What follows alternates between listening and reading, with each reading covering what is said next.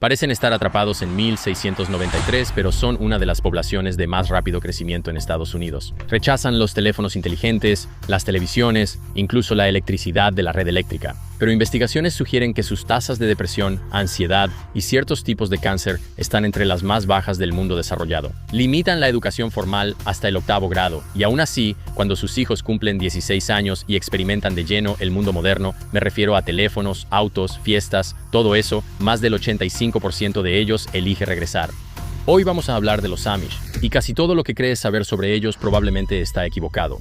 Vamos a rastrear a los Amish desde un solo momento sangriento en el siglo XVI en Suiza, cuando sus antepasados fueron ahogados en ríos por el crimen de creer en lo incorrecto sobre el bautismo, hasta las tranquilas granjas de la zona rural de Pensilvania, Ohio e Indiana. Vamos a hablar de quiénes son realmente, en qué creen en realidad, los diferentes tipos de Amish que probablemente nunca has escuchado, y cómo es en verdad un día normal en su vida. También vamos a hablar sobre el Rumspringa y definir qué es realmente. Spoiler. No es lo que la televisión de realidad te ha mostrado. E incluso mostraremos lo que sucede cuando alguien realmente intenta irse. Y debajo de todo eso, vamos a hacernos cada vez más la pregunta que la gente moderna no puede dejar de hacerse. ¿Y si los Amish realmente tienen razón? Así que siéntate, relájate y bienvenido al campamento religioso.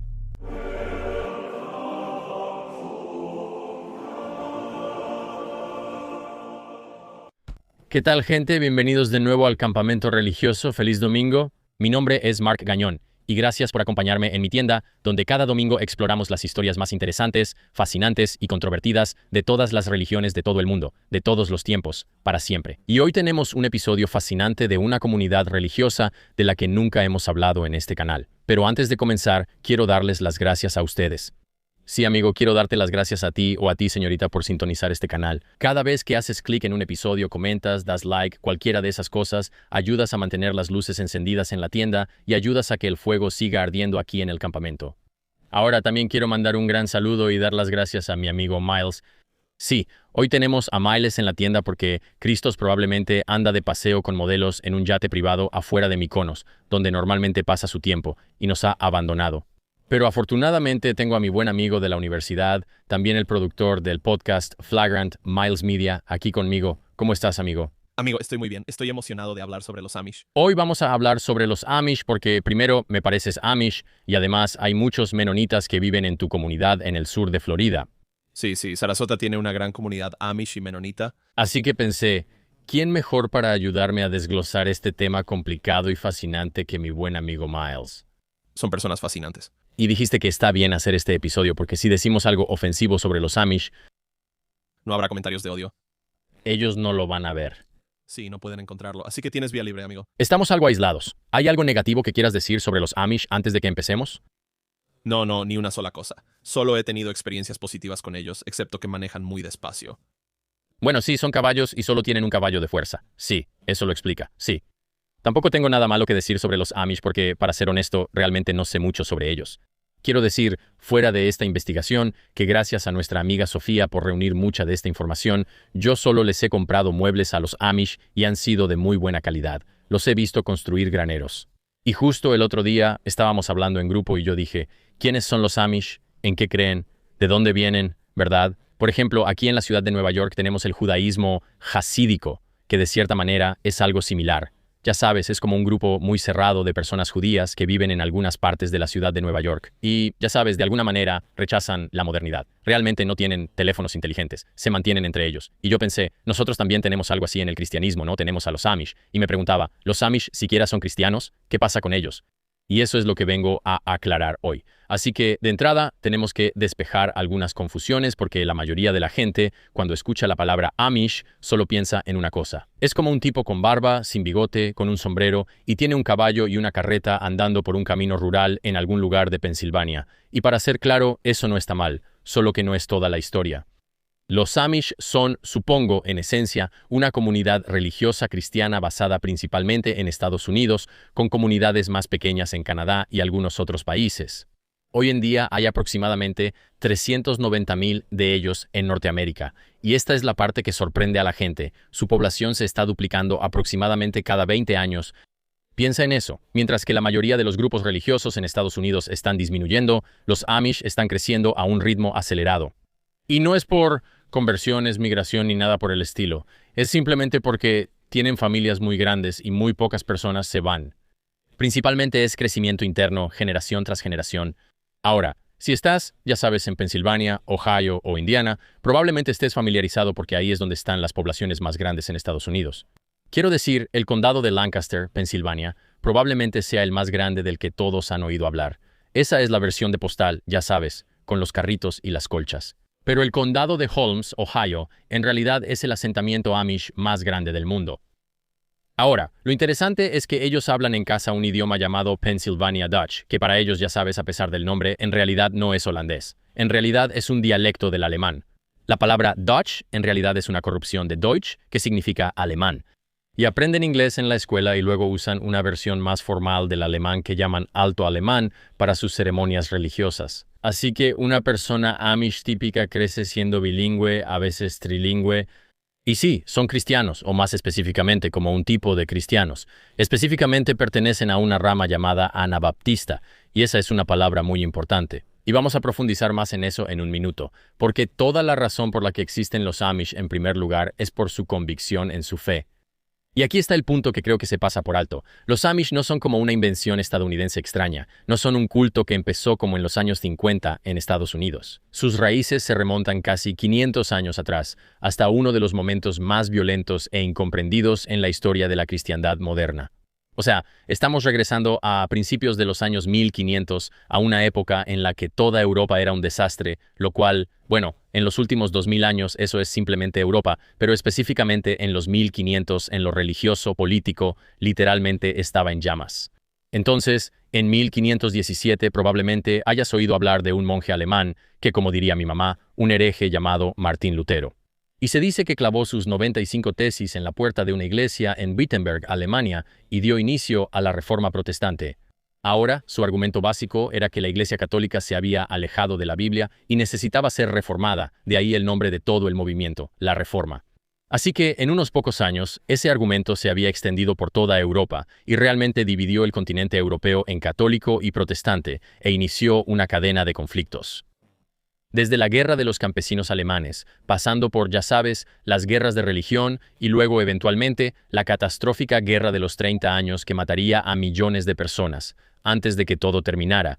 Y ese es el mundo. Ese es el paradigma religioso, la división sectaria en la que nació la fe Amish. Pero lo interesante es que los Amish en realidad no provinieron de Lutero. Ellos vinieron de un grupo de personas que miraron a Lutero y dijeron, sí, Lutero, estás haciendo un buen trabajo aquí, pero en realidad no estás yendo lo suficientemente lejos. Eso nos lleva a Zúrich, Suiza, en el año 1525. La noticia de esta reforma había llegado a la ciudad de Zúrich, y hay un grupo de jóvenes reformadores que, ya sabes, se están reuniendo y estudiando la Biblia juntos. Y están liderados por un tipo llamado Conrad Grebel, junto con un tipo llamado Felix Manz y, por supuesto, algunos otros. Y les gusta mucho lo que Lutero está diciendo, están captando toda su vibra, les gusta, ya sabes, cómo él está reformando la iglesia y tomando la Biblia de manera literal, pero siguen atorados en un tema específico, y ese tema es el bautismo. Así que en la Iglesia Católica, e incluso los católicos hasta el día de hoy, como yo que soy católico, básicamente todos somos bautizados cuando somos bebés. Si naces en la fe, te bautizan de bebé en las primeras semanas de vida. Ahora, por supuesto, si te conviertes después al catolicismo, eres bautizado cuando te conviertes. Pero si naces en la fe, eres bautizado de niño.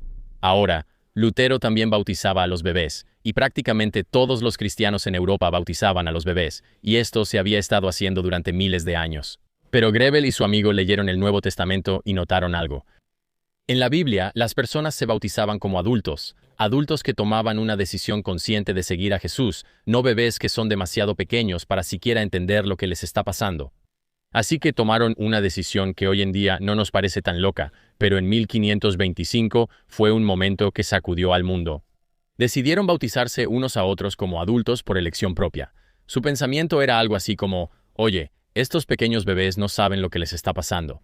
Esto es algo que les están haciendo. Mientras que el bautismo debería ser una decisión que tomas de adulto cuando ya puedes decidir. Así que el 21 de enero de 1525, en una casa en Zúrich, se vertieron agua sobre la cabeza unos a otros y básicamente eso es lo que ahora se considera el acto fundacional del movimiento anabaptista. Y esa palabra anabaptista literalmente significa como rebautizador, porque todos en esa habitación ya habían sido bautizados de bebés y ahora estaban siendo bautizados de nuevo. Ahora, solo para hacer una pausa aquí, porque esto parece una disputa teológica bastante leve, ¿no? Es como, ok, algunas personas están siendo bautizadas 2 veces, o sea, ¿por qué eso importa? Bueno, a mucha gente le importaba y era importante para mucha gente, de verdad.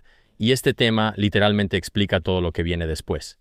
Así que, para entender básicamente la Europa del siglo XVI, el bautismo infantil no era solo un ritual religioso, era la base legal de la sociedad europea misma. Así que cuando bautizabas a un bebé, oficialmente lo estabas convirtiendo en ciudadano de la nación cristiana, de la cristiandad a gran escala. Así que, quiero decir, los registros de bautismo eran básicamente un acta de nacimiento. La Iglesia y el Estado no estaban separados en ese momento, estaban unidos. Y por lo tanto, rechazar el bautismo infantil no era solo una postura teológica o una interpretación de la Biblia, era rechazar todo el orden social. Para ellos, con la Iglesia y el Estado tan interconectados, rechazar el bautismo infantil es básicamente rechazar a tu nación. Es casi como una especie de traición. Y el castigo por traición es la muerte. Así que en 2 años, el Consejo de la ciudad de Zúrich emitió un edicto. Cualquiera que fuera sorprendido realizando un bautismo de adultos sería ejecutado por ahogamiento. Sí, esto es algo gracioso y un poco irónico, pero el registro histórico hace explícita esta broma. Según se informa, el Consejo dijo, en efecto, oye, ¿quieres recibir un tercer bautismo? ¿Sí? ¿Quieres ser bautizado como adulto? Te vamos a dar un bautismo del que no vas a despertar, como si tuviera un aire mafioso. Entonces, Felix Manz, uno de los tipos de los que hablamos antes, uno de los reformadores que inició este movimiento, fue el primero en morir. En enero de 1527 lo ataron de manos y pies, y lo llevaron hasta el río Limmat, que atraviesa Zúrich, y lo empujaron al agua helada, mientras su madre estaba en la orilla gritándole que se mantuviera firme en su fe. Realmente fue un momento brutal y morboso. Y él fue solo el principio. Durante el siguiente siglo, miles de anabaptistas fueron básicamente cazados, quemados, ahogados y decapitados por toda Europa por los católicos, pero que quede claro que también fue por otros protestantes. Quiero decir, los anabaptistas eran muy impopulares en su época y eran considerados demasiado radicales incluso por los reformadores que los habían inspirado. Ten en cuenta que Martín Lutero bautizaba bebés. O sea, él estaba en esa onda. Así que estos tipos eran aún más radicales que el hombre que creó esta gran división entre católicos y protestantes. Así que para 1660, un anabaptista llamado Telaman van Bracht en realidad compiló un libro enorme que llamó El espejo de los mártires, y catalogó las historias de estas ejecuciones con detalles horripilantes. Y hasta el día de hoy, el espejo de los mártires está en la estantería de casi todos los hogares Amish, justo al lado de la Biblia. Y no lo olvidan, lo cual es otro detalle importante. Parte de la razón por la que hago este programa es para explicar a las personas con las que compartimos este país y este mundo. Y si entras a una casa Amish, podrías ver la Biblia y luego podrías ver el espejo de los mártires y te preguntarías, ¿de qué se trata eso? Bueno, ahora ya lo sabes. Y también es importante señalar que, como toda comunidad religiosa que existe en el mundo, son muy conscientes de su persecución. ¿Sabes? Están conscientes de todas las cosas que les hicieron. Y es curioso, incluso hablando con mis amigos Sud, o sea, mormones, siempre dicen, sí, la Iglesia Sud, somos el grupo religioso más perseguido en Estados Unidos, por mucho. Y es gracioso porque todos tienen esta idea interna y saben todas las cosas que les hicieron. Como un comentario gracioso aparte, también es importante tener en cuenta que, cuando hablas con las personas, ellos están conscientes de, ya sabes, las cosas que les han hecho. Pero bueno, unas décadas después de esta persecución, un sacerdote católico holandés llamado Menno Simons leyó sobre los anabaptistas y luego se convirtió y se volvió uno de sus líderes más importantes. Y sus seguidores eventualmente tomaron su nombre. Ahora, su nombre, Menno Simons, los seguidores de él eventualmente llegaron a ser conocidos como los menonitas. Y durante unos 150 años así es como se les llamó. Una familia anabaptista perseguida se dispersó por toda Europa, escondiéndose en valles montañosos y pueblos rurales, tratando de no ser asesinados. Y luego, en 1693, se separaron. Ahora, el hombre en el centro de toda esta división era un tipo llamado Jacob Amon. Y él era un obispo menonita suizo, probablemente de unos 30 años, y estaba preocupado por lo que veía. En su opinión, las comunidades menonitas de su época estaban demasiado cómodas. Eran demasiado cercanos al mundo exterior, demasiado dispuestos a ceder en esta separación estricta que, según su punto de vista, la Biblia exigía de su gente. Y su queja específica era sobre algo llamado rechazo. Entonces, la idea del rechazo proviene de algunos pasajes del Nuevo Testamento, donde el apóstol Pablo les dice a los primeros cristianos que no se asocien con miembros que han sido excomulgados formalmente. Dice, ni siquiera coman con esa persona, escribe Pablo.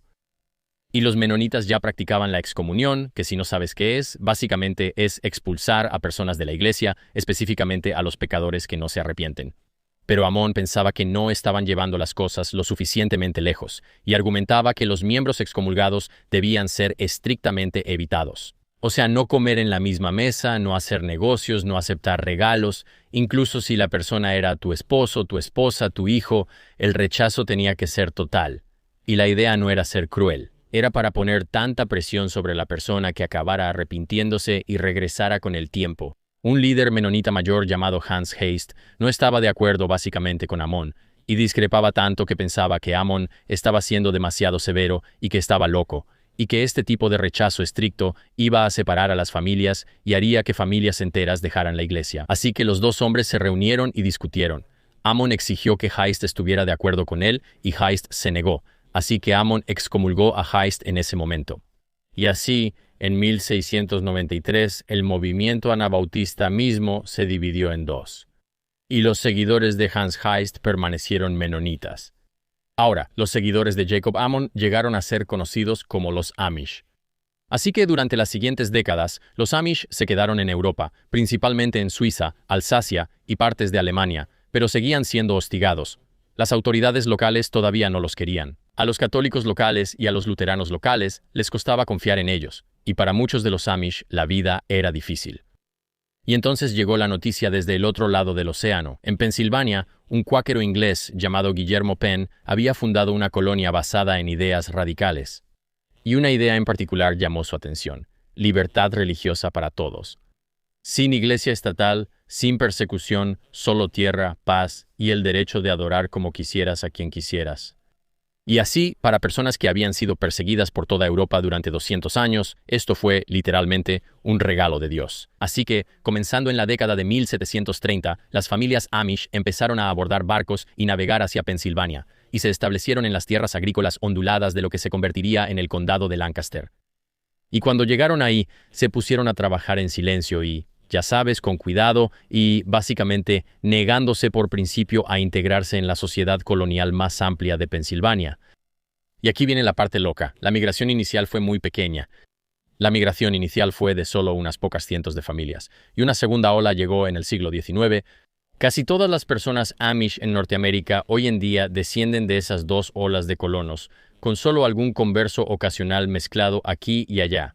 5 siglos de linaje anabaptista ininterrumpido, multiplicándose generación tras generación en el campo estadounidense. Pero exactamente ¿qué estaban protegiendo estas personas? ¿Qué creían ellos que valía la pena morir, huir y negarse a cambiar su vida y su, ya sabes, estilo de vida durante medio milenio? Bueno, veamos su teología y sus creencias y por qué son tan estrictos para no asimilarse.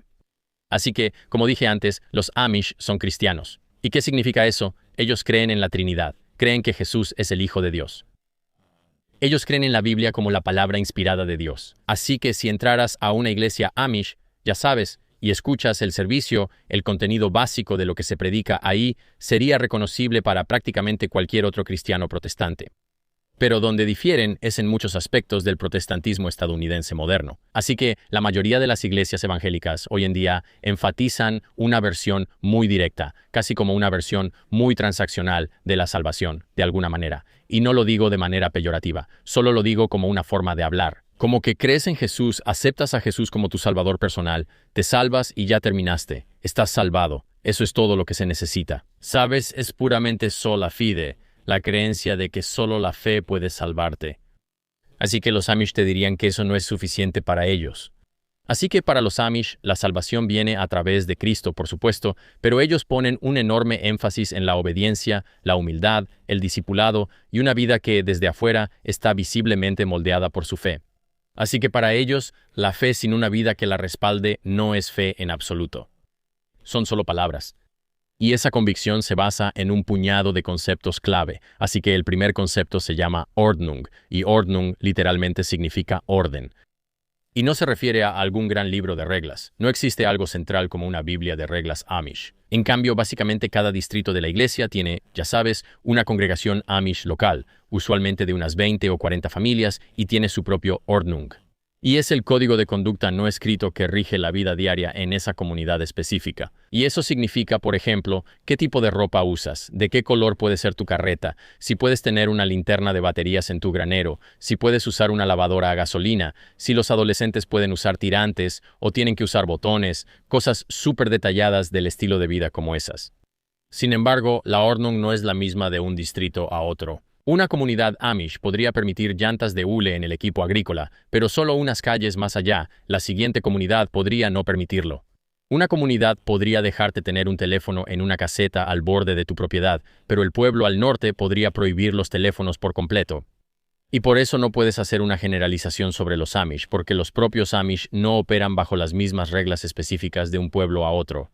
Literalmente, cada comunidad o distrito diferente tendrá un Ordnung distinto, y tratan de trabajar juntos y decidir como comunidad qué es lo mejor para ellos. Y luego, 2 veces al año, una antes de la comunión de primavera y otra antes de la comunión de otoño, todos los miembros bautizados del distrito se reúnen y revisan el Ordnung. Hablan sobre cambios, reafirman su compromiso con él y luego toman la comunión juntos. El segundo concepto clave es lo que ellos llaman Gelassenheit, y aquí es donde el Ordnung puede llamarse un estilo de vida. En esencia, Gelassenheit es el núcleo espiritual. Ahora, Gelassenheit se traduce aproximadamente como entrega o algo así como sumisión. Es la disposición de rendir tu voluntad individual a Dios, ya sabes, a la comunidad y a la tradición misma.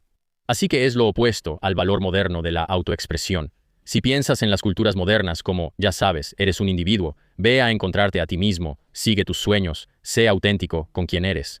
Eso es lo que la sociedad estadounidense moderna predica, más o menos. Esta idea, esta Gelassenheit, es exactamente lo opuesto. Literalmente es como, cálmate, sé humilde, deja tu ego y sométete a algo que es más grande que tú.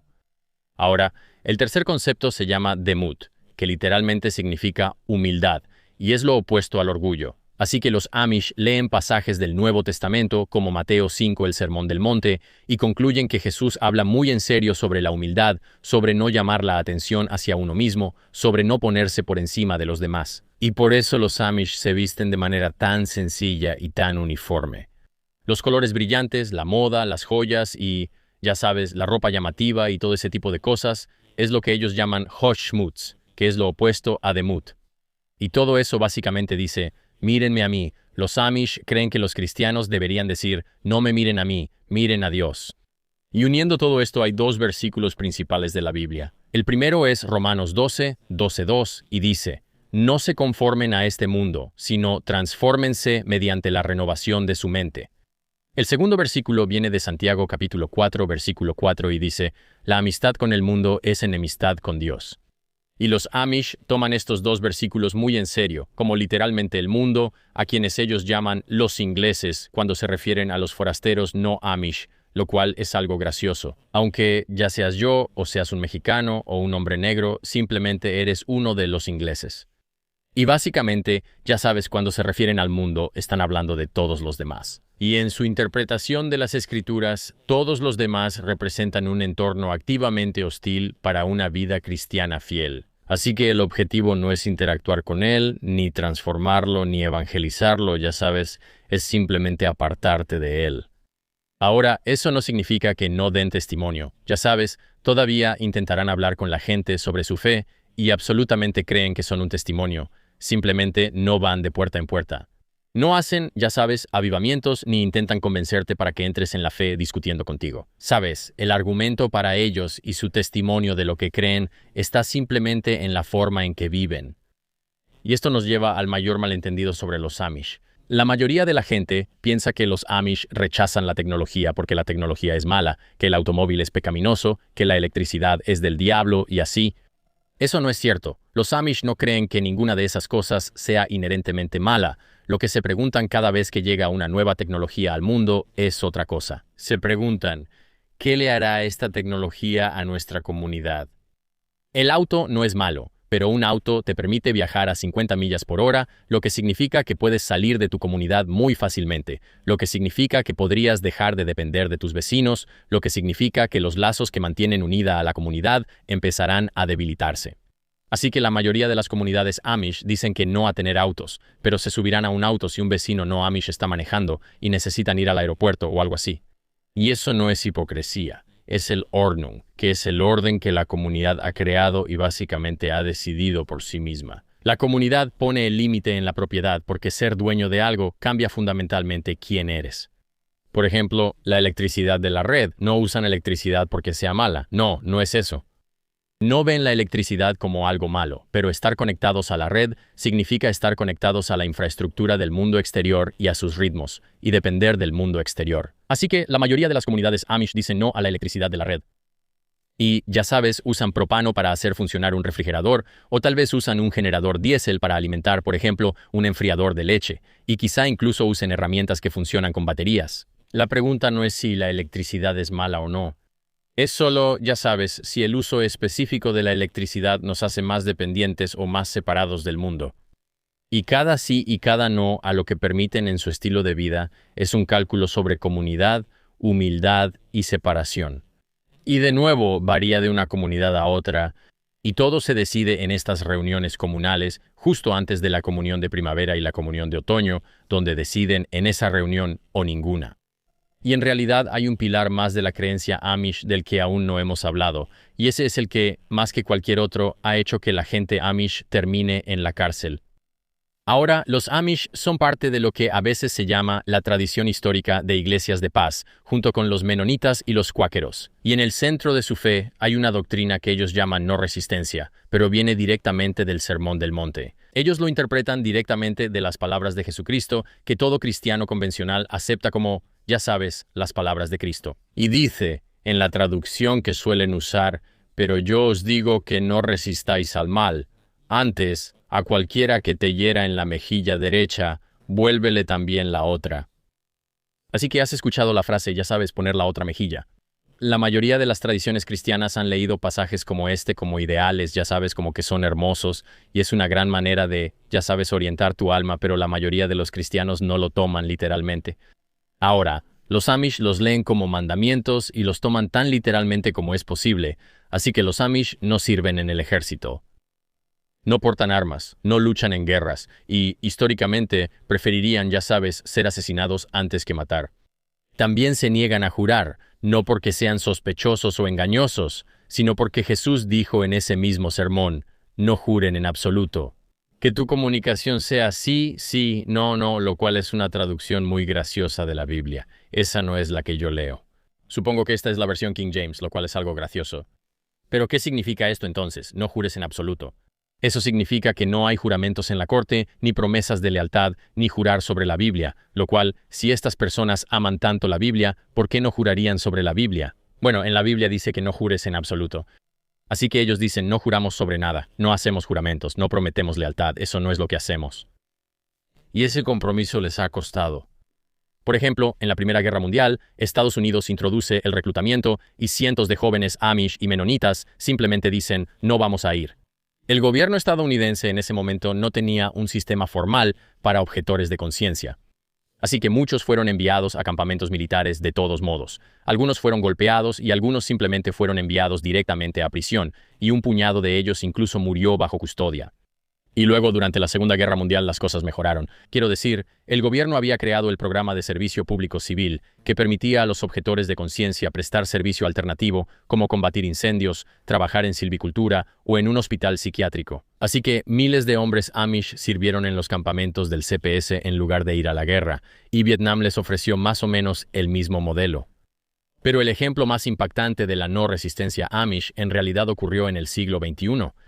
Así que en la mañana del 2 de octubre de 2006, un hombre llamado Charles Roberts entró a una escuela Amish de un solo salón en Nickel Mines, Pensilvania. Llevaba una pistola, cadenas y madera. Él mandó a los niños afuera y ató a 10 niñas Amish que quedaron de entre 6 y 13 años y abrió fuego. 5 de ellas murieron. 5 más quedaron gravemente heridas y luego se quitó la vida. Ahora, lo que sucedió después dejó atónito a todo el país. A las pocas horas del tiroteo, miembros de la comunidad Amish fueron a la casa de la familia del atacante, no para confrontarlos, sino para consolarlos. Le dijeron a la viuda del asesino que perdonaban a su esposo e incluso asistieron a su funeral. Establecieron un fondo para apoyar a los hijos de ese hombre. Cuando llegaron donaciones para las familias Amish que habían perdido a sus hijas, esas familias redirigieron una parte del dinero a la familia del asesino porque creían que su viuda y sus hijos también eran víctimas. Quiero decir, realmente es un nivel profundo de humildad que es casi difícil de comprender, y esto no ocurrió hace 500 años. Esto sucedió en 2006. Los reporteros que vinieron a cubrir la tragedia no sabían qué hacer con lo que estaban viendo. No hubo una vigilia con velas, ya sabes, con demandas políticas sobre la violencia armada o la seguridad en nuestras comunidades. No hubo llamados a la venganza ni demandas, solo 5 ataúdes y una comunidad que, de alguna manera, estaba abrazando a la madre del tirador el día del funeral.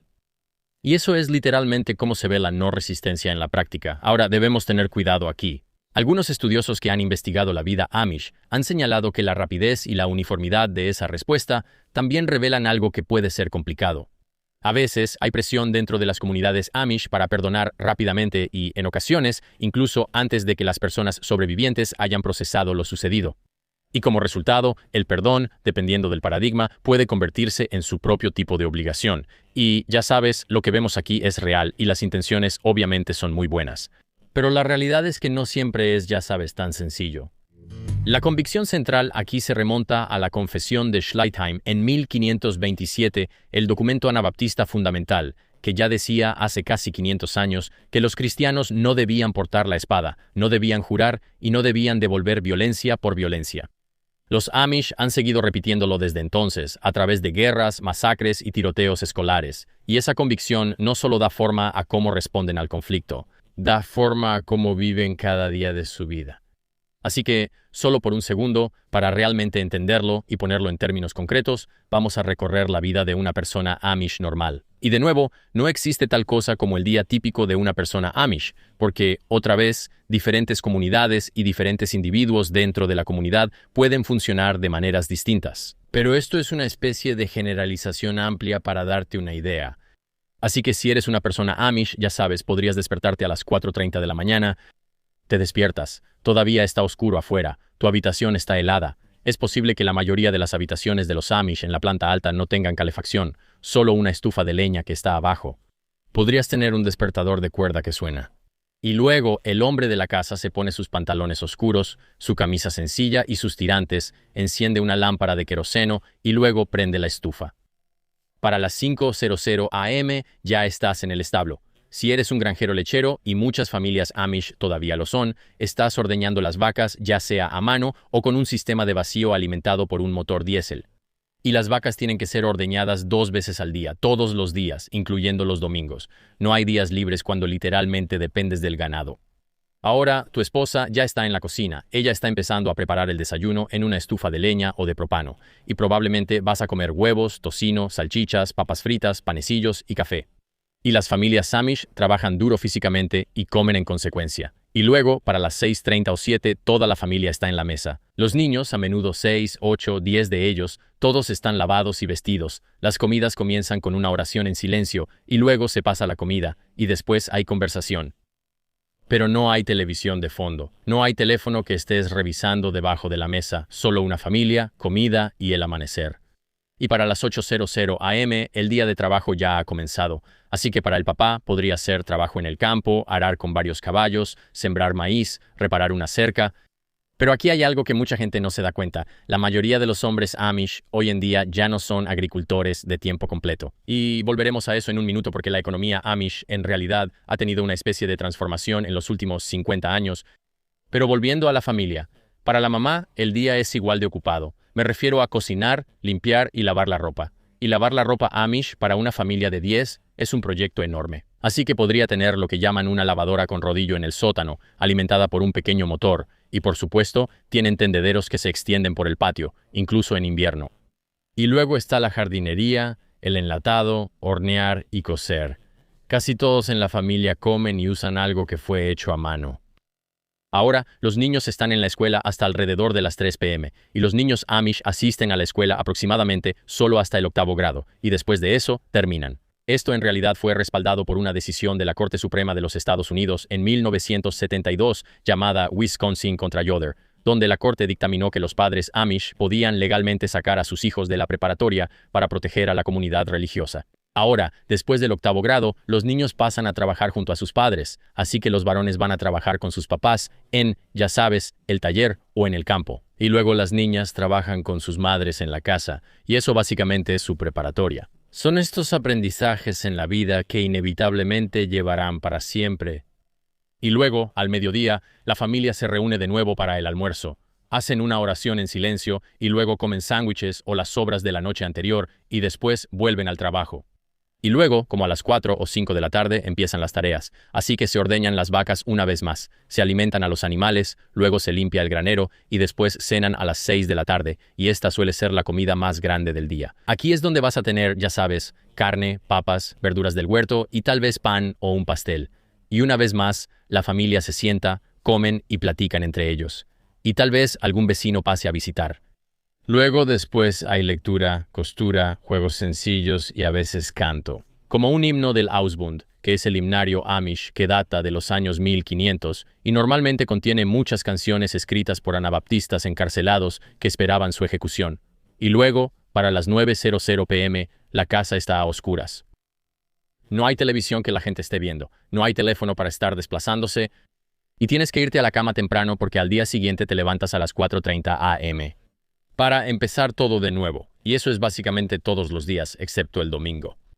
Ahora, el domingo es un poco diferente porque los servicios religiosos no se realizan en iglesias. Los Amish realmente no las tienen. En su lugar, los servicios van rotando entre las casas de las personas. Así que cada domingo, una familia diferente será la anfitriona y su sala, o si el clima es agradable, tal vez su granero, y eso en realidad se convierte en el santuario. Luego se traen bancas y el servicio literalmente dura como 3 horas. Una vez más, se lleva a cabo en alto alemán y en holandés de Pensilvania, con himnos cantados a un ritmo extraordinariamente lento, casi como un ritmo meditativo. A veces un solo verso puede durar como 10 o 15 minutos, y estos servicios religiosos se llevan a cabo cada 2 domingos, y los domingos intermedios se llaman domingos de visita. No hay iglesia, solo visitas familiares, comidas tranquilas, conversación y descanso. Y básicamente este es el ritmo día tras día, semana tras semana, año tras año, generación tras generación. Pero aquí hay algo que creo que a menudo se pasa por alto al observar a los Amish, que las personas dentro de esta vida también están construyendo negocios y creando cosas entre ellos, y manejando silenciosamente una de las economías más fascinantes de los Estados Unidos actuales. Así que, ya sabes, esto es lo que mencionaba antes. Los hombres Amish hoy en día, muchos de ellos ya no son agricultores de tiempo completo. Durante la mayor parte del siglo XX sí lo eran. Pero a medida que los precios de las tierras agrícolas empezaron a subir y el tamaño de las familias seguía siendo enorme, las cuentas financieras dejaron de tener sentido. Quiero decir, no puedes subdividir una granja de 100 acres entre 8 hijos y luego hacer eso una y otra vez. Así que, comenzando en los años 70 y 80, los hombres Amish empezaron a dedicarse a otros oficios, y resultó que eran realmente buenos en ellos. Así que hoy en día, los negocios propiedad de Amish están por todas partes en lugares como Lancaster y el condado de Holmes. Y hay tiendas de muebles que literalmente fabrican a mano estas mesas de madera maciza que venden por miles de dólares. Equipos de construcción que construyen graneros y casas para clientes ingleses en media docena de estados. Recuerda, en este contexto, inglés solo significa no Amish. Y tendrás panaderías, fabricantes de arneses, herreros, talleres de maquinaria, reparaciones de carruajes e incluso algunas pequeñas operaciones de manufactura. Así que varios estudios han encontrado que los pequeños negocios Amish tienen una tasa de supervivencia extraordinariamente alta en comparación con el promedio de los pequeños negocios estadounidenses. Y algunas estimaciones lo sitúan incluso por encima del 90%. Entonces, ¿por qué funcionan tan bien estos negocios Amish? Bueno, hay varias razones. Primero que nada, tienen gastos generales muy bajos, no hay deuda corporativa. Sabes, tienes una fuerza laboral compuesta por miembros de la familia que están dispuestos a trabajar por poco o a veces nada de dinero, y tienes una marca. Tienes esta marca de calidad, hecha a mano, tradicional que, ya sabes, los consumidores no Amish están felices de pagar más por ella.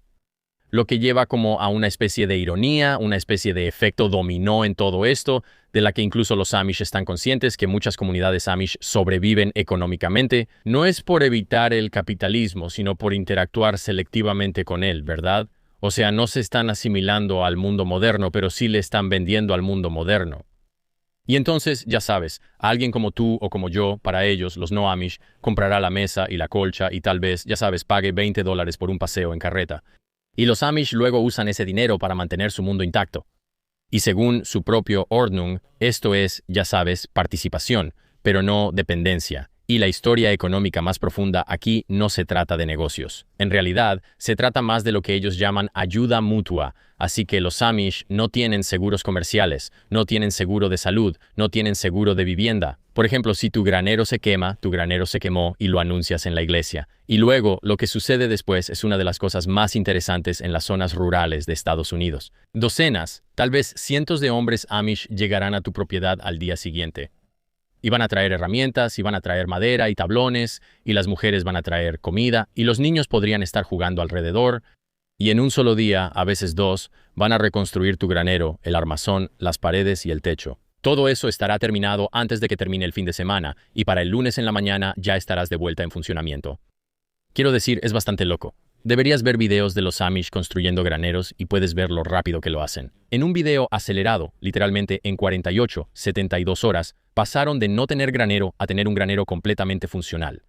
Ahora, lo mismo sucede con las facturas médicas. Así que, si un niño necesita una cirugía o una familia acumula una factura hospitalaria de como $400,000 por un nacimiento complicado, luego tienen que ir al hospital y salvan al bebé, pero el bebé está en la UCI durante 6 meses. Bueno, la iglesia absorbe ese costo. Cada distrito mantiene un fondo informal para cosas como esta, como su propio tipo de seguro. A veces, incluso los distritos vecinos contribuyen a él. Si la necesidad es tan grave y la factura es enorme, una red de ayuda Amish interviene para repartir el costo entre varios asentamientos diferentes. Nadie se queda ahogado en deudas médicas y nadie pierde su granja, porque ya sabes, la abuela de alguien tuvo cáncer o algo así. Y esto es a lo que se refieren cuando hablan de comunidad. No es solo pasar el rato juntos, ya sabes, tomar una bebida, no es solo que creemos en el mismo Dios, es una verdadera red de seguridad funcional, una que no depende del gobierno, ni de la industria de seguros, ni de un sistema financiero. Es realmente un sistema de apoyo internalizado y una especie de seguro de salud y seguro para propietarios de viviendas, todo integrado en una sociedad de alta confianza. Y cuando lo comparas con la vida moderna en Estados Unidos, donde, ya sabes, tienes un accidente automovilístico y te rompes una pierna o recibes un mal diagnóstico médico, y eso puede acabar con todos los ahorros de una familia, en realidad puedes ver lo que los Amish están protegiendo. Como que, ya sabes, tal vez ellos descubrieron algo que todos nosotros pasamos por alto. Pero a pesar de toda esta unidad, los Amish no son un solo grupo. Así que, como ya hemos establecido, hay diferentes tipos de comunidades Amish que pueden decidir diferentes reglas para sí mismas. Bueno, reglas específicas, ya sabes, ese tipo de cosas. Pero las comunidades Amish pueden ser aún más diversas que eso. Así que, cuando la mayoría de los forasteros piensan en los Amish, están imaginando un tipo específico, y ese es el que llaman Amish de la vieja orden. Así que esos son los carruajes negros, la ropa oscura, las barbas en los hombres casados, los gorros de oración en las mujeres, nada de electricidad de la red, nada de autos. Esa es la versión icónica. Y para ser justos, es el subgrupo más grande. Pero, repartidas por todo Estados Unidos, hay una variedad de comunidades Amish que van desde las súper estrictas hasta las que son casi modernas. Así que, en el extremo más conservador, tienes lo que llaman los Amish Schwarzentrubber, y estas son las personas que hacen que el viejo orden parezca progresista. Así que los Schwarzentrubber rechazan la plomería interior. Ellos usan letrinas. No ponen los triángulos naranjas de vehículo lento en la parte trasera de sus carruajes, aunque sea un requisito legal en la mayoría de los estados, porque consideran que ese naranja brillante es demasiado mundano y, ya sabes, demasiado individualista. Y regularmente son multados o incluso arrestados porque se niegan a cumplir. Hablan la forma más arcaica del alemán de Pensilvania. Son, por mucho, los más aislados y los más resistentes al cambio. Y a menudo viven en sus propios asentamientos separados, incluso lejos de, ya sabes, los Amish de la vieja orden. Y luego, menos estrictos que ellos, están los llamados Amish Andy Weaver y luego los Amish de la vieja orden, que son con los que la mayoría de la gente está familiarizada. Y luego cruzas una línea significativa y llegas a lo que llaman los Amish de la Nueva Orden. Y esto surgió en la década de 1960, después de una división por cosas como la escuela dominical para los niños y un énfasis más evangélico en la salvación personal y tu relación personal con Jesús. Entonces, los Amish de la Nueva Orden se ven mucho como los Amish de la Vieja Orden desde afuera, ¿verdad? Como que todavía conducen carretas, todavía se dedican a la agricultura, pero son mucho más abiertos a ciertas cosas, como tener un teléfono dentro de la casa, tener plomería dentro de la casa, tener, ya sabes, equipo agrícola moderno. Y luego cruzas otra línea y llegas a lo que llaman los Amish Beachy. Ahora, estos tipos llevan el nombre de un hombre llamado Moisés Beachy. Él es un obispo que se separó de la comunidad en 1927 por, sorpresa, un desacuerdo sobre el rechazo social. Literalmente, lo que de alguna manera dio origen a los Amish, en primer lugar, este tipo, Moisés Beachy, dijo, oye, esto de rechazar a la gente está loco, así que los Amish Beachy sí permiten autos, permiten electricidad de la red eléctrica. Usan tecnología moderna en sus negocios y algunos de ellos incluso tienen edificios de iglesia como tal. Y a distancia, si no supieras, una persona Amish Beachy podría parecer un menonita más conservador. Sabes, pueden tener ropa sencilla, un estilo de vida moderno, pero van a tener una minivan en lugar de una carreta. Y luego, más allá de los Beachy, es cuando cruzas al territorio menonita, donde las cosas se vuelven mucho más modernas y hasta llegar a los menonitas liberales, que básicamente son indistinguibles de, ya sabes, la sociedad estadounidense en general, o sea, como sus vecinos ingleses. Y lo crucial que hay que entender aquí es que no existe una autoridad central Amish. No hay un papa Amish. No hay una conferencia general de todos los Amish. No hay un obispo de todos los obispos Amish. Cada distrito de la iglesia, literalmente, toma sus propias decisiones, y los obispos y ministros en cada distrito son elegidos. Pero lo interesante es que no son elegidos por votación ni por un consejo, sino básicamente por sorteo, como una lotería donde los candidatos seleccionan himnarios, y el que tiene el papelito dentro del himnario ahora es el nuevo ministro de por vida. Y es realmente interesante ver cómo los Amish pueden ser tan unificados al mismo tiempo, ya sabes, en su apariencia y su filosofía sobre el bautismo, cosas así, pero también tan diversos. Como que cada comunidad comparte las creencias anabaptistas centrales, pero al mismo tiempo, cada distrito tiene su propio pequeño ecosistema y sus propias reglas. Y ya sabes, tú puedes usar un teléfono, pero estas personas no pueden. Y ellos tienen, ya sabes, un taladro moderno, pero estas personas tienen que perforar las cosas a mano. Y cada uno tiene su propia personalidad y su propia manera de trazar la línea entre la comunidad y el mundo exterior de los no Amish. Pero en cada uno de estos subgrupos hay una experiencia por la que pasa cada persona Amish y una palabra en su idioma que probablemente ya hayas escuchado antes. Y de hecho, tal vez sea la parte más incomprendida de toda esta historia. Y esa es Rumspringa. Ahora, sea lo que sea que hayas escuchado, probablemente sea un poco diferente a eso. Ahora, la versión de la televisión, popularizada, ya sabes, por reality shows como Rompiendo Amish y Amish en la ciudad, probablemente es la versión que conoces. Tienes 16 años. A los adolescentes Amish los envían al mundo para irse de fiesta, consumir drogas, emborracharse y tener relaciones con muchos hombres o mujeres. Y, ya sabes, básicamente experimentan todo lo que siempre se les ha negado. Y, ya sabes, hacen esto justo antes de tener que tomar una decisión sobre si regresan a casa y son Amish para siempre o si dejan a su familia. Bueno, eso en su mayoría no es cierto.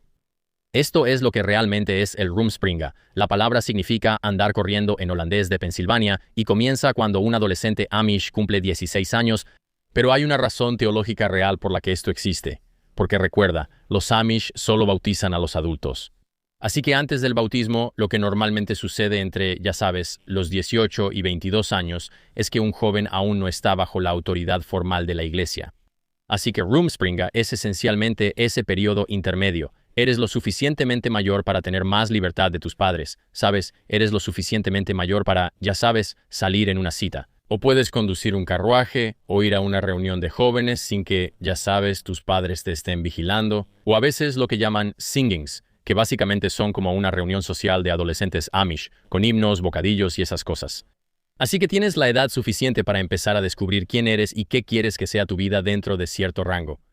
Pero, ya sabes, para algunos adolescentes Amish, especialmente en ciertas comunidades, el Rumspringa sí implica experimentar con el mundo exterior. Así que algunos, ya sabes, compran celulares y los esconden o salen de fiesta con amigos ingleses y una pequeña minoría podría beber, fumar o incluso probar drogas. Pero, ya sabes, en su mayoría no es exactamente así. Algunos incluso pueden tener un auto por un tiempo antes de dejarlo. De hecho, hay un documental famoso llamado Devil's Playground de 2002 que se centró en este lado de Rumspringa, y de ahí es de donde proviene la mayoría de la percepción pública originalmente. Pero la verdad es que eso es una minoría muy pequeña. La mayoría de los adolescentes Amish pasan su Rumspringa haciendo cosas Amish.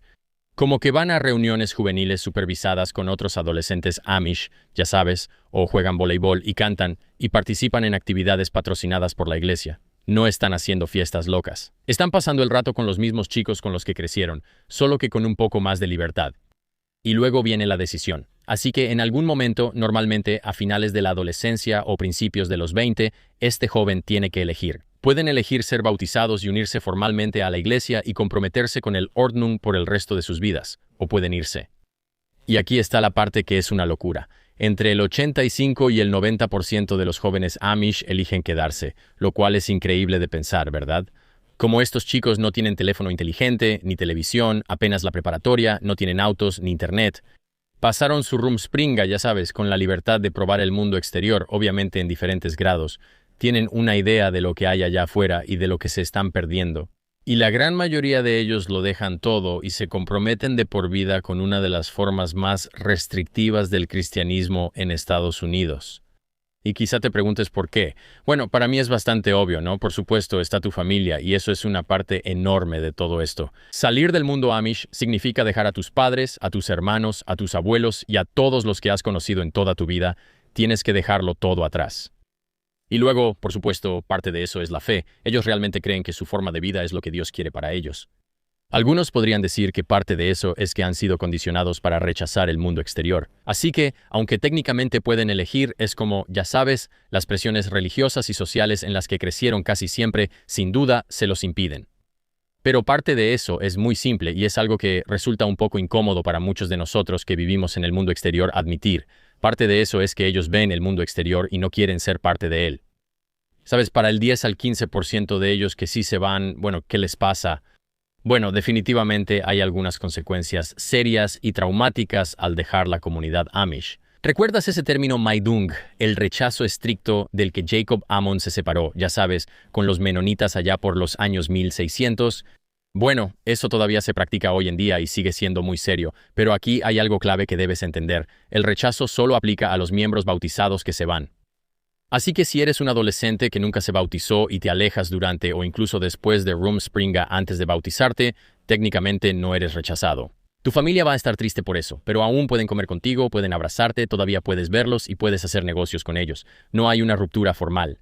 Pero si te bautizas y, ya sabes, básicamente aceptas este deber frente a toda tu comunidad, y ya sabes, ahora estás en la Ordnung, y luego te vas. Bueno, esa es una historia diferente, porque en las comunidades más estrictas, Maidung básicamente significa separación total. Tus padres no pueden comer en la misma mesa que tú, tus hermanos no pueden darte un regalo de Navidad, tus viejos amigos no pueden hacer negocios contigo, y si regresas de visita, tienes que sentarte en una mesa separada para las comidas. Algunos ex-Amish han contado que llegan al funeral de sus padres y no se les permite viajar en el auto con su familia.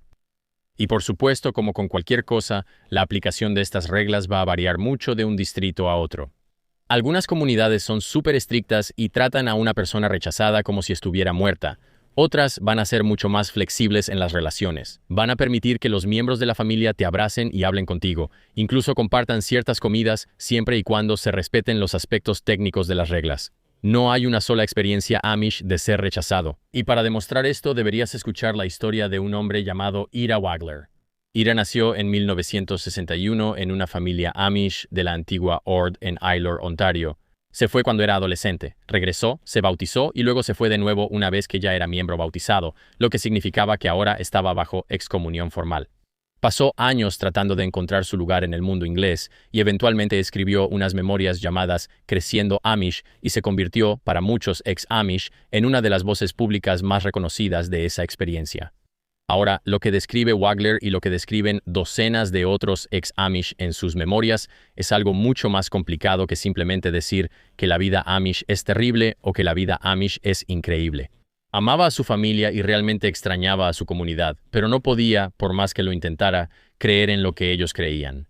Y se fue porque tenía que hacerlo y lidió con esa lucha interna y ese dolor durante décadas. Y ese es realmente el costo, no solo la pérdida práctica, como el idioma, la familia y la red de apoyo, sino ese dolor permanente de haber sido formado por un mundo del que nunca fuiste parte y al que nunca puedes regresar realmente, porque en realidad nunca estuviste en él. Y tampoco puedes escapar completamente de eso porque es todo lo que has conocido.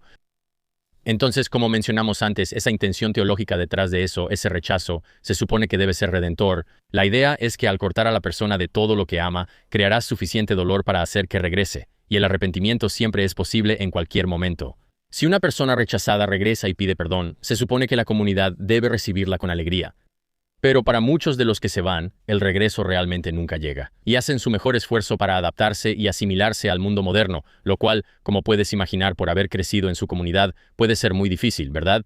Piensa en la educación Amish. Termina en 8º grado. Así que muchos ex-Amish se van sin un diploma de preparatoria, ni un título universitario, ni licencia de conducir, ni siquiera saben cómo negociar la renta o sacar una tarjeta de crédito o algo así.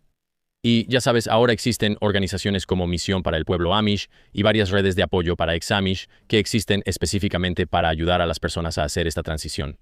Y algunos ex-Amish, por supuesto, van a sobrevivir. Algunos van a la universidad y construyen carreras, y algunos, ya sabes, forman familias en el mundo moderno. Pero muchos describen ese dolor, esa sensación de haber sido partidos en dos, que nunca podrán ser completamente Amish de nuevo y que nunca podrán ser completamente ingleses. Y viven como en ese espacio liminal, en medio, y tal vez estén viendo esto ahora mismo. Tengo mucha curiosidad por saber cuál es tu experiencia con esto si eres ex-Amish. Pero piensa en eso, esa comunidad es solo el 10 o 15% de ellos los que hacen un Rumspringa. Porque ese otro 85-90% se quedan, lo cual para mí sí plantea una pregunta. ¿Por qué estos chicos eligen la carreta y no tener electricidad generación tras generación? Bueno, esa pregunta la hacen cada vez más los forasteros modernos, como periodistas y sociólogos.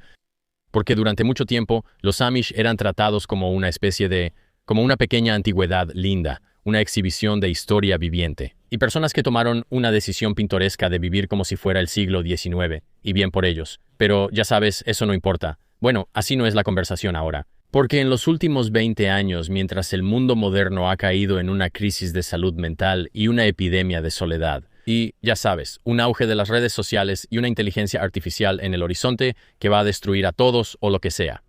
La gente ha empezado a mirar a los Amish y han notado ciertos patrones. Estudios han encontrado que las tasas reportadas de depresión y ansiedad entre los Amish son significativamente más bajas que en la población estadounidense en general. Las tasas reportadas de autolesiones parecen ser más bajas. Ciertas tasas de cáncer, especialmente las relacionadas con el tabaquismo y la comida procesada, son sustancialmente más bajas. La obesidad, extremadamente rara. La diabetes tipo 2 prácticamente no existe.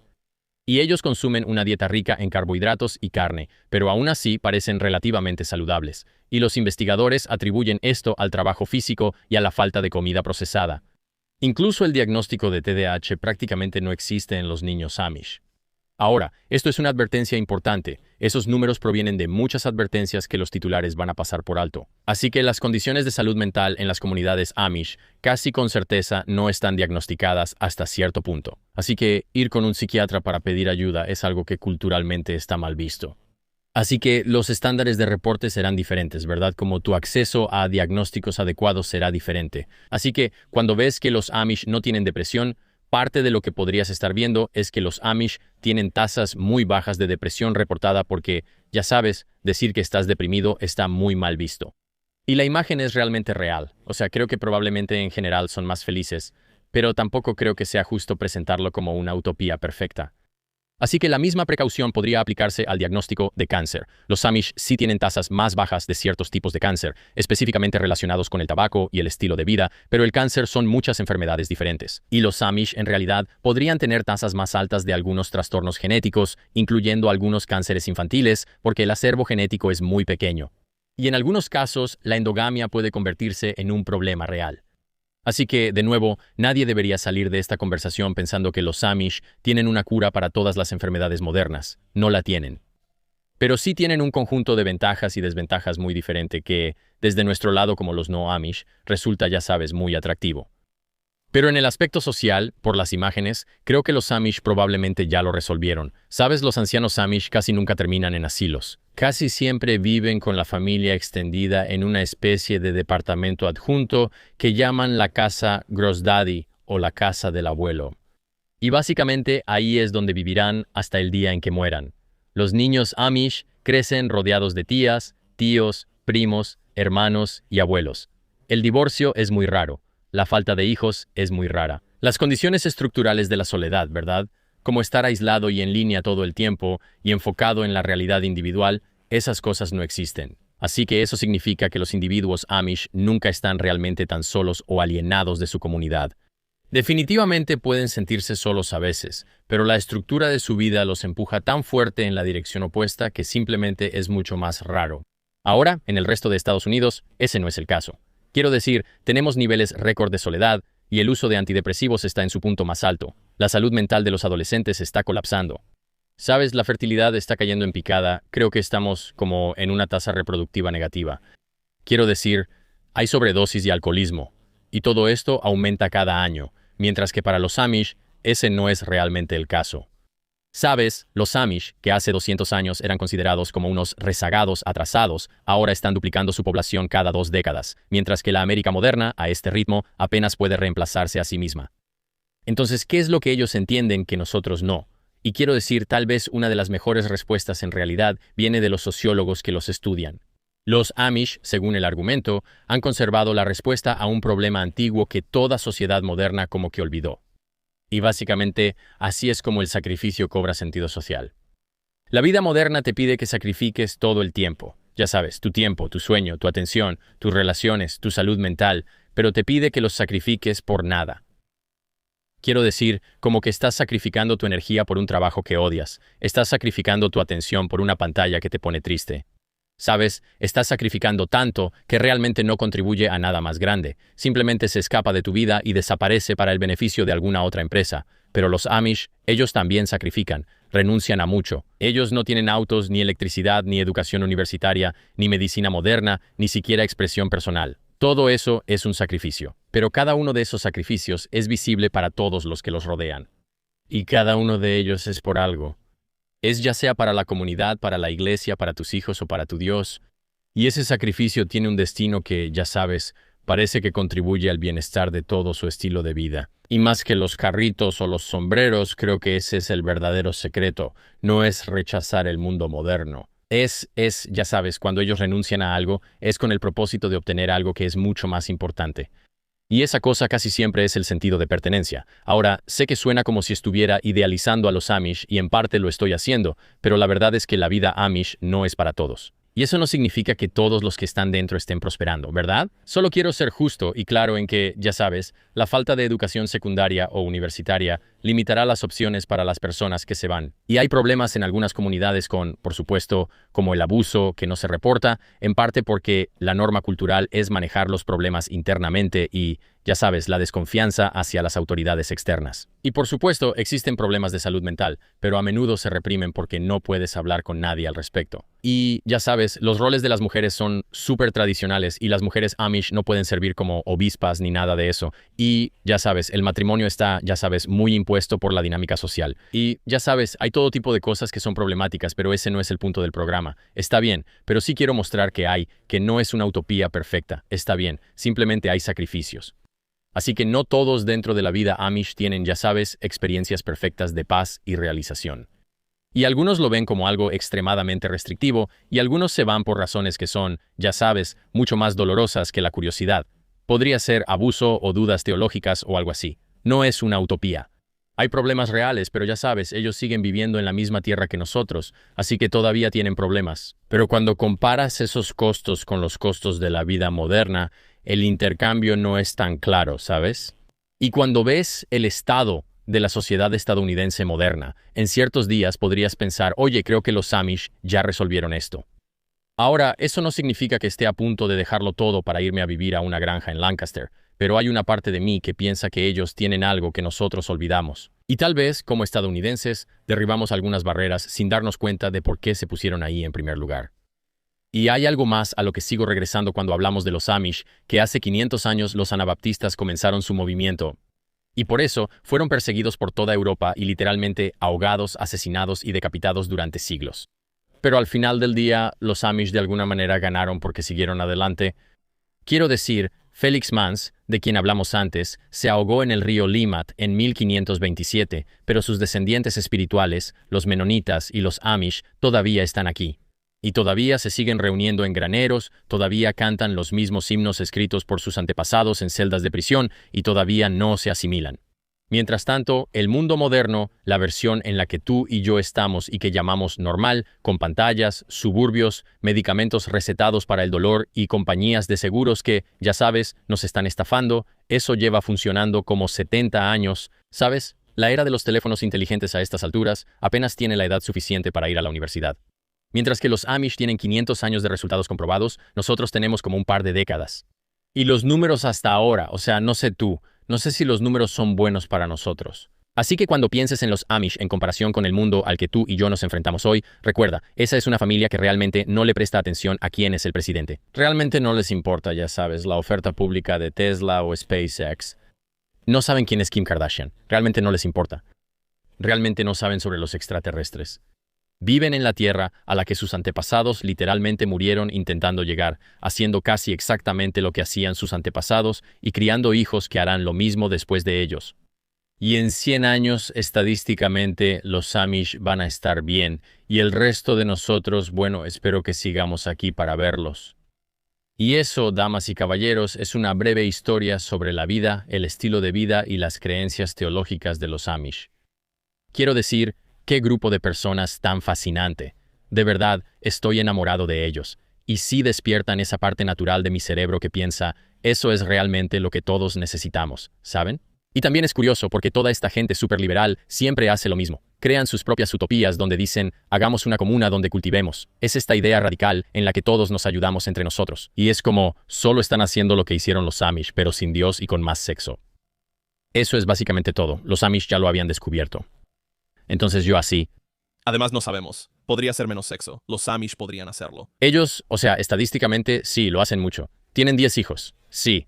Supongo que es literalmente lo mismo que hacen, solo que sin Dios. Sí. Ellos están tratando de hacer una comuna sin Dios y siempre se desmorona. Mientras que los Amish lo hacen con una versión muy estricta de Dios y ha durado más de 500 años. Sí. Ahora, Miles, sé que no estabas completamente concentrado, absolutamente cautivado por cada detalle, pero ¿qué te llevas de esto? ¿Hay algo que hayas aprendido? Sí, los Amish son fascinantes. Y realmente sé muy poco sobre ellos. No sé. Simplemente son un grupo fascinante. Creo que estoy a favor de los Amish. Sí, en general. O hay un poco de abuso ahí. Está bien, hay abuso en todas partes, amigo. No estoy diciendo que el abuso entre los Amish no sea malo. Estoy seguro de que sucede. Estoy seguro de que hay cosas que pasan que no están bien. Los roles de género son tradicionales. Está bien, lo entiendo. Pero, o sea, la compensación es que todos tienen un amigo. Creces junto a todos tus hermanos. Nadie te va a detener. Y te van a ayudar. Pierdes tu granero. Lo reconstruyen. Tu amigo se enferma. Cubren los gastos médicos. Y yo digo, suena bien. Sí, yo crecí rodeado de menonitas, así que en realidad no sabía nada sobre los Amish. Los liberales. Los menonitas son los liberales, amigo. Los menonitas fueron los primeros, así que no sé. No, sí, ¿no estabas escuchando? No, ¿no estabas escuchando? Mira, lo entiendo. Ok, los menonitas más o menos, pero los Amish son los que realmente mantienen la tradición. Los menonitas son demasiado progresistas. Sí, había menonitas de muchos tipos en Sarasota. Todos de diferentes distritos que probablemente tenían diferentes, ¿cómo le llaman? O monjas o lo que sea. Bien, Mírate, todos nos estamos volviendo más inteligentes aquí afuera. hay un programa de televisión terrible en TLC llamado Rompiendo Amish. No, de repente Amish. ¿Qué es eso? De repente. Entonces, en aquel tiempo había un programa de televisión llamado Mafia Amish. No sé si recuerdas esto. Y básicamente era algo muy dramatizado. Ellos decían que era real, pero en realidad creo que todo era como falso, un programa de telerrealidad dramatizado sobre los Amish. Y en todos los conflictos había como un anciano que expulsaba a la gente. Y estoy seguro de que algo de eso era real, pero obviamente muy dramatizado. Y luego hay un programa de TLC que se llama De repente Amish. Y lo puse de la manera más tonta hace un par de meses, solo como, bueno, es invierno en Nueva York, voy a ver algo tonto. Y es realmente horrible. Espera, ¿qué? Consiguen como tipos de influencers, personas que quieren ser algo famosos, parece, como personas que buscan atención para ir a este programa y luego convertirse, entre comillas, de repente en Amish. Pero obviamente los productores son muy buenos en su trabajo y son buenos para encontrar personas que tienen, entre comillas, estilos de vida alternativos con los que los Amish estarían de acuerdo. Y también personas que claramente no son nada resistentes para soportar, por ejemplo, una noche en un cuarto sofocante. Es como vida simple. Sí, sí. Pero de igual manera, si al menos esos dos estuvieran de acuerdo, sí. Pero al menos esos dos estaban como que entendían la broma de alguna manera. Esto es simplemente horrible. Y hay un tipo que tiene una dispositivo auditivo para ayudarle a escuchar. Y los Amish dicen, no, no puedes tener eso. Y yo estaba como, en realidad no sé. Probablemente no. Sí, en realidad creo que eso es un productor diciendo, ve y quita eso. ¿Sabes a lo que me refiero? Sí. Tiene que estar sordo el resto del programa. Y tú dices, apuesto a que si todos se reunieran en su Ordnung local antes de la comunión de otoño, llegarían a un compromiso y dirían que podrías tener un aparato auditivo. Sí, fue realmente tonto. Y luego otro tipo simplemente dice, solo era un programa tonto. Y estas personas están como, no, quiero hacer esto, quiero dejarme las uñas postizas. Y ellos dicen, no puedes. Y lloraban. Y yo pensaba, esto es tan jodidamente tonto. Sí, hay algo que hace Estados Unidos donde realmente fetichizamos estas pequeñas comunidades y luego tratamos de explotarlas para contenido. Sí, los demonizamos. Y yo pienso que parecen geniales. Vidas secretas de esposas mormonas hace más o menos lo mismo. Tienes un grupo de personas sud que viven todas en la misma comunidad. Tienen un estilo de vida muy definido, y tal vez te guste o tal vez no. Pero luego tienes este otro programa llamado Vidas Secretas que básicamente no sigue ni respeta ninguno de los principios de la fe. Sí, de hecho, como que tergiversa la fe, francamente. Sí. Y digo, es entretenido, claro. O sea, no soy escrupuloso ni estoy tratando de escandalizarme por eso, pero sí me da risa. Como que tenemos tantos programas sobre los Amish donde la gente solo dice, ¿a poco no están locos? Y no parecen tan locos. Bueno, Si ves las tasas de depresión, diagnósticos de TDAH y cáncer, es como que nosotros somos los locos. sí, sí. ¿Cómo? ¿Están locos? Aman a sus familias y todos se cuidan entre sí. Eso es una locura. Sí. Son tan locos que hasta pagan las cuentas médicas de los demás y, ya sabes, ayudan a sus familias y no usan el celular durante la cena. Eso es una locura. Es muy gracioso algunas de las controversias que han surgido entre los Amish a lo largo de la historia. Obviamente hubo el juicio de la Corte Suprema sobre si necesitaban ir a la escuela del que hablaste. Chris Yoker. Sí, hay otros que también se retrasaron, como en los años 90. Hubo otras decisiones de la Corte Suprema que también empujaron en diferentes direcciones basándose en eso. Pero hay algunos casos interesantes sobre la gente Amish que tiene que poner luces en sus carruajes porque los están matando en la noche, ¿verdad? Van por autopistas principales, como en el centro de Pensilvania, y simplemente los aplasta un tráiler. Sí, así que está bien, ustedes tienen que ponerles luces. Y aparentemente el compromiso fue que no habría luces, pero tendrán estos... El reflector naranja. El reflector. Pero algunos lo rechazan. Sí, sí. Ese es el que mencioné antes, el Schwartz, el Schwarzheim. Dicen no lo vamos a hacer. Y encuentran... Aparentemente fue una conversación enorme que duró meses dentro de la legislatura de Pensilvania hablando con estas personas, teniendo que dialogar para decir, bueno, ¿y si usamos un triángulo naranja? Y es curioso porque los Amish responden y dicen, vinimos aquí desde Suiza porque dijeron que William Penn prometió libertad de religión. Sí, y de repente están diciendo que no podemos morir atropellados por un tráiler, por Dios. Sí, como que esto es una tontería. Aparentemente, uno de los principales argumentos, curiosamente, era que los caballos no saldrían lastimados. ¿Los principales argumentos para quién? No los principales argumentos, pero uno de los argumentos convincentes era para los Amish. Sí, para los Amish. Lo cual es muy gracioso, ¿verdad? Ese es el problema con la gente religiosa, que realmente no puedes usar su vida para presionarlos. Sí, ellos dicen, oye, Sí, yo voy al cielo, no me importa, o sea, ya estoy dentro. él pensará que soy un mártir por esto, sí. Estoy atrapado en esta máquina de carne esperando tener la salvación eterna con Jesucristo, pero luego dicen, pero tu caballo va a morir, y ellos dicen, sí, Y ellos dicen, bueno, no podemos hacerle daño a los caballos. mi caballo no va al cielo, sí, así que tenemos que protegerlos.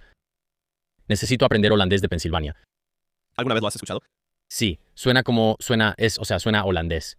Es como una canción. Sí, exactamente, es como un holandés rural del campo, es como si mezclaras el acento sureño con el holandés. Sí, ¿verdad? Sí, es raro. Es como alemán. Algunas palabras definitivamente puedes escuchar algo de alemán.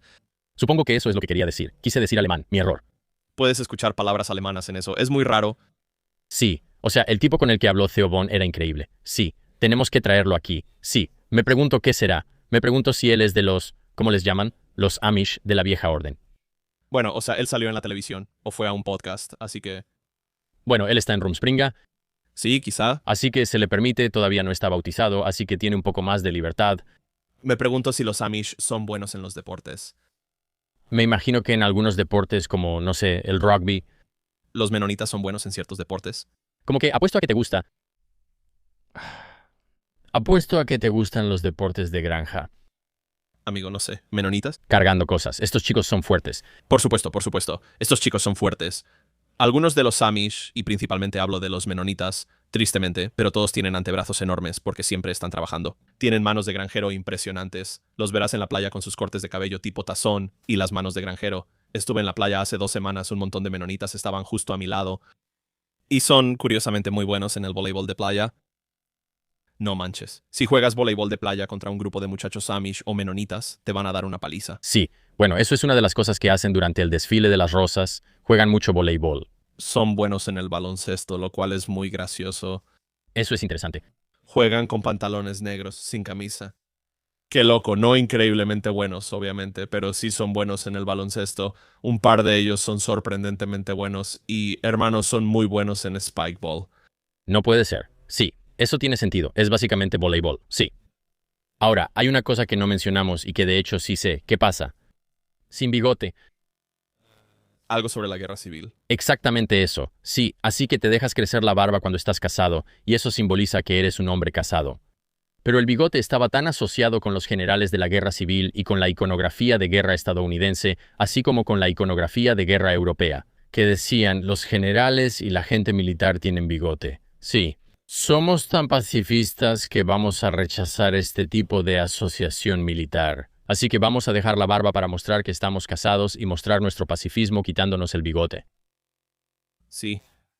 Es algo agradable. También tienen reglas interesantes, y no sé si esto es exactamente con los Amish, pero con los menonitas podías saber al ver a las mujeres quiénes eran más o menos según lo que usaban, sí.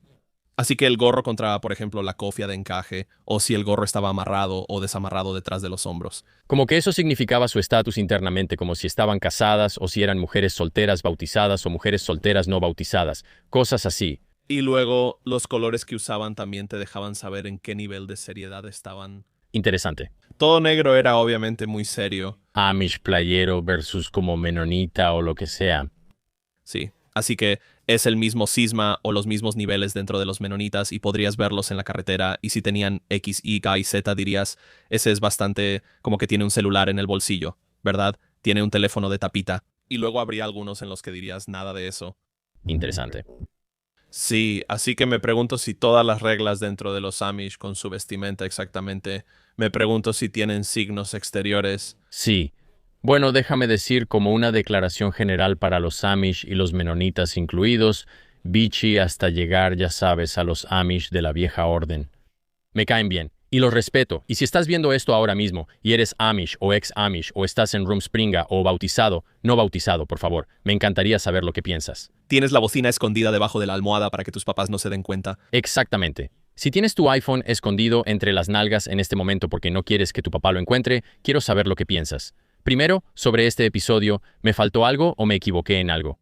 De nuevo, hago esto de buena fe, tratando de hacer mi mejor esfuerzo para entender a las personas con las que comparto este mundo. Pero si hay algo que se me pasó, por favor, házmelo saber. Si hay algo que no cubrí o que pasé por alto, por favor, házmelo saber. Y además, si quieres venir a este mismo podcast, justo iba a decir, te pagaremos el vuelo. Si siquiera te lo permiten, conseguiremos un carruaje. Fletaremos un carruaje desde Lancaster hasta Nueva York para que vengas y hagas este podcast si así lo deseas. Dios los bendiga a todos. Les agradezco a todos por sintonizar. Si les gusta el contenido de historia, porque hoy hablamos un poco de historia, les va a encantar History Camp. Si te gustan los análisis profundos y todas las cosas más locas que están pasando en el mundo en este momento, te va a encantar el canal principal Camp Gañón. Y si solo te gusta disfrutar del ambiente religioso, pues buenas noticias. Publicamos estos episodios todos los domingos, así que asegúrate de sintonizar, suscribirte y todo eso. No te pierdas ningún episodio, y nos vemos la próxima vez. Dios los bendiga.